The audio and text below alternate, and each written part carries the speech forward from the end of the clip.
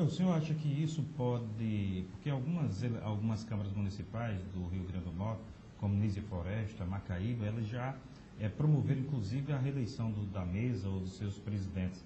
O senhor acha que esta atitude da Câmara Municipal de Natal pode fazer com que as câmaras, outras câmaras dos demais municípios do Rio Grande do Norte passem também a adotar o fim da reeleição? São duas questões, né? Uma é a antecipação de uma eleição ou reeleição, mas de que o pleito de 2011 seja antecipado. Aconteceu também em Natal, e parece que São Gonçalo do Amarante, Macaíba, algumas cidades da própria região metropolitana e outras em outras partes do estado, né? A antecipação do pleito, que nós fomos contrários, mas fomos voto vencido lá na ocasião, e passou esse instituto, né, da antecipação do pleito para 2 anos depois, no segundo período legislativo. Porque no primeiro período legislativo o regimento é muito claro, você tem que trabalhar com a nova composição da Câmara. Então, 1º de janeiro de 2009, o colegiado que ia definir não podia ser outro, porque muita gente não foi reeleita, tem gente nova, perfeito, claro. Tem renovação de mandatos ou não. Então, mas para o segundo período, o que não era permitido, passou a ser permitido por uma resolução aprovada assim muito rapidamente. Um grupo de vereadores descontente com alguns compromissos do presidente Dixon Nasser terminou fazendo a antecipação do processo. Bom, esse é um aspecto. O outro aspecto é a reeleição em si, né? Que eu acho que são duas questões que também se entrelaçam, mas tem algumas diferenças. Nós somos contrários à antecipação e somos contrários também à reeleição, porque entendemos que é preciso a gente ter alternância, o poder plural, que é o poder legislativo. Se um grupo político tem hegemonia, não precisa ter só com um nome, né? Não é uma pessoa que tem hegemonia, é um grupo político. Então pode muito bem, em determinadas composições políticas, encontrar um consenso capaz de você, aquele grupo eleger, por sequenciais período legislativo, eleger aquele nome, aquela mesa diretora, aquele colegiado. O que necessariamente não teria que ser aquela pessoa, né? Essa questão da reeleição e plebiscito, ela está inclusive, é um debate nas câmaras municipais, na Assembleia Legislativa, mas é também a nível internacional. O presidente de Honduras é uma coisa atípica. Eu queria a sua opinião, vereador, o senhor que é muito atento a essas questões do que diz respeito à democracia. Honduras teve um golpe de Estado, uma coisa inusitada, e em função de quê? Do presidente querer um plebiscito no sentido de prorrogar uma consulta popular objetivando prorrogar o seu mandato. Qual a sua opinião sobre isso?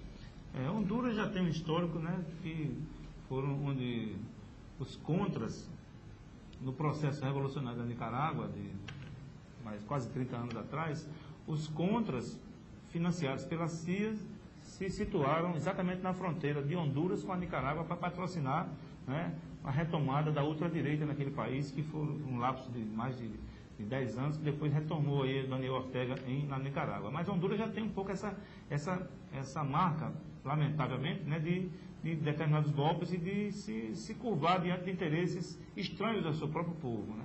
Então, curiosamente, nesse momento, um contraponto a uma ofensiva de um governo, né, de democraticamente encontrar meios, né, de se legitimar, a resposta não foi legitimando uma posição contrária, foi um golpe, né? O que nós entendemos que é um retrocesso para a América Latina, para o mundo inteiro, porque se essa moda pegar, por qualquer tipo de situação, você patrocinar golpes como esse, realmente, até os próprios Estados Unidos estão começando, o próprio presidente Obama ficou todos os países, desconfortável, todos né? os países da América foram contrários, né? Você vai lá para dentro e disputa as ideias e no plebiscito você consegue vencer ou não, e de repente seria essa a alternativa, né, no campo democrático, porque se você quebrar as regras do jogo democrático num processo como esse, quem se segura? Se as normas que, assim, o império da lei, quer dizer, claro que eu não defendo aqui o positivismo da lei pela lei, mas a história da lei, do direito, é uma história de liberdade, né?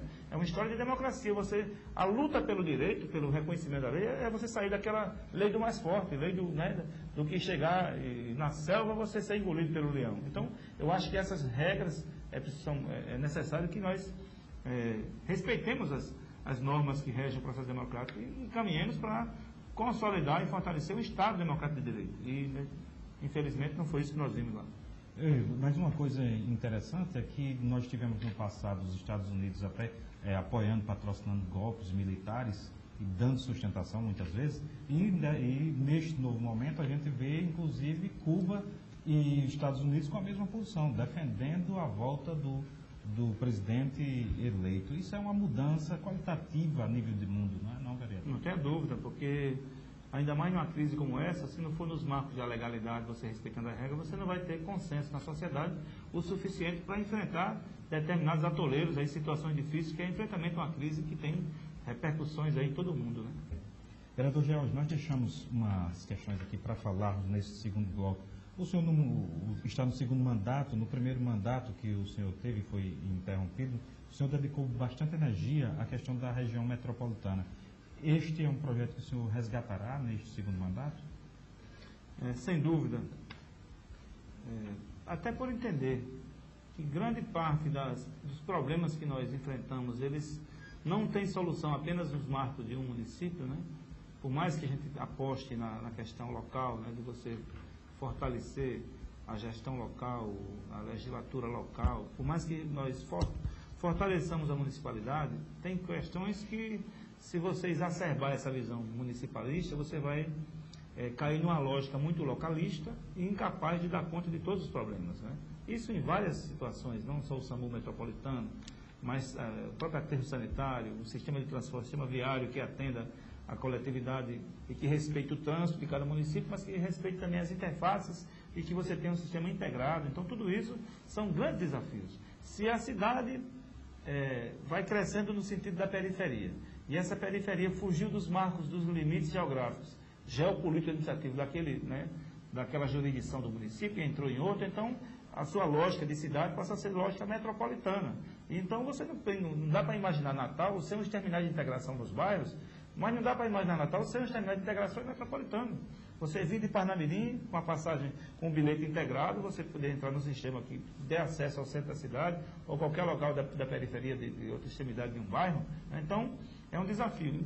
Não tem um ramo sequer que nós não tenhamos assim, esse desafio colocado de responder à gestão metropolitana, responder ao olhar metropolitano, porque a cidade metropolizou-se, o fato social chegou na frente. Então, precisa que a lei, que a legislação, que a elaboração, que a pactuação, né, que a consertar, né, essa concertação do pacto, né, consertar com C para não ter que consertar com S, porque ele vai ter que fazer um conserto de algo que tem que remendar, né? Então, diante disso, nós não só vamos fazer, como já estamos fazendo. Hoje nós temos, inclusive, em Monte Alegre, hoje à noite, né, uma audiência pública naquela Câmara, tratando dessa matéria, que percorremos todas as câmaras municipais da Grande Natal e pretendemos, no dia 10 de julho, fazer a reinstalação do Parlamento Comum da região metropolitana de Natal para essa nova legislatura, com os novos vereadores. São 99 vereadores, dos quais mais da metade, a gente tem Câmara que de 9 renovou 7, né? Então, assim, uma grande renovação, e chama a atenção esse momento que nós já temos um plano estratégico para ser implementado, que o governo do Estado contratou com Tânia Bacelar e o livramento aqui da UFRN, né? Então, esse novo cenário exige que nós façamos essa intervenção, né, do poder público. Entendo também que o Conselho de Desenvolvimento Metropolitano de Natal, o Conselho Metropolitano, precisa urgentemente ser retomado. Ele está com quase 1 ano e meio que não se reúne. É preciso retomar o seu funcionamento para tratar dos grandes temas, das grandes questões que os prefeitos vão ter que abordar. Prefeitos, governo do Estado, os 9 prefeitos, o governo do Estado, a Assembleia Legislativa e o Parlamento Comum, que são as 9 câmaras, também participa com direito à voz e voto, que possam retomar esse trabalho. Então, acho que esse é um dos pontos centrais, a retomada desse trabalho metropolitano com o Parlamento Comum.